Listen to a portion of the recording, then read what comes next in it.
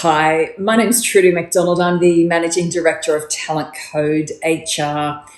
In this disrupted, disjointed and hybrid work environment that we've had to adapt to, leaders play a critical role in managing their teams to make sure that they have the resilience to continue performing despite what's going on around them.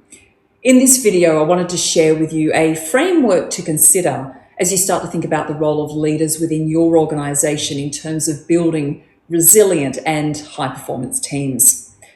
The starting point for this is to make sure that your leaders have a deep understanding of what underpins well-being, some of the triggers that can set people off so that they're going to show less resilience, and more importantly, what are some of the things that they can do to make sure that people have a real sense of well-being and subsequently can be resilient within their team. So education and understanding is an important very first step. I like to think about this in terms of two key components. The first is, what are the foundations of well-being and resilience? And these often relate to all of the basic things that we know, however, don't always put well into practice. Are we eating well? Are we sleeping well? Are we exercising? Do we have enough balance in our life around all of the things that matter for us? So getting that foundation right and making sure that leaders are actually looking after themselves in the first instance then enables them to have those conversations with others. Beyond the foundation, however, there's a whole lot of research around things that leaders can do, not only to build resilience themselves, but to create a team and a work environment that sets other people up to be resilient. One of the models around wellbeing talks about the 4 C's, and these C's refer to control, commitment, challenge, and then confidence. And with leaders having a deep understanding of what it is that they can control and they can't control, and do people have a sense of being able to control their destiny and their situation, is an important element of this.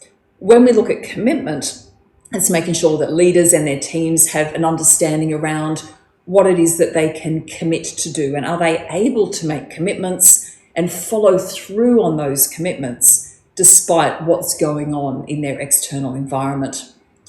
The third C, challenge, is all about, are individuals able to have a healthy level of challenge to question things, to debate things, because ultimately, if we don't feel safe doing that, we're not going to have the resilience to push through and be performing. And then finally, confidence. Confidence in yourself and your ability to step outside your comfort zone, but also interpersonal confidence and how you can engage with others.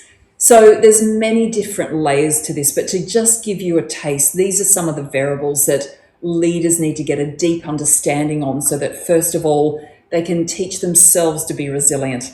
Secondly, that they can create an environment whereby others are set up to thrive and be resilient.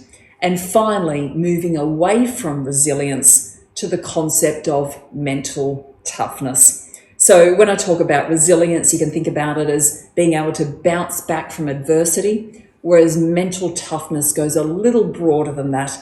And mental toughness is really about being able to sustain high levels of performance despite what's going on in the external or the internal environment. I hope this helps. If you would like to talk about how to improve your leaders' knowledge and understanding of resilience and well-being and mental toughness, and then how they can apply those capabilities with their leadership roles, feel free to reach out. We'd be delighted to have a chat to you.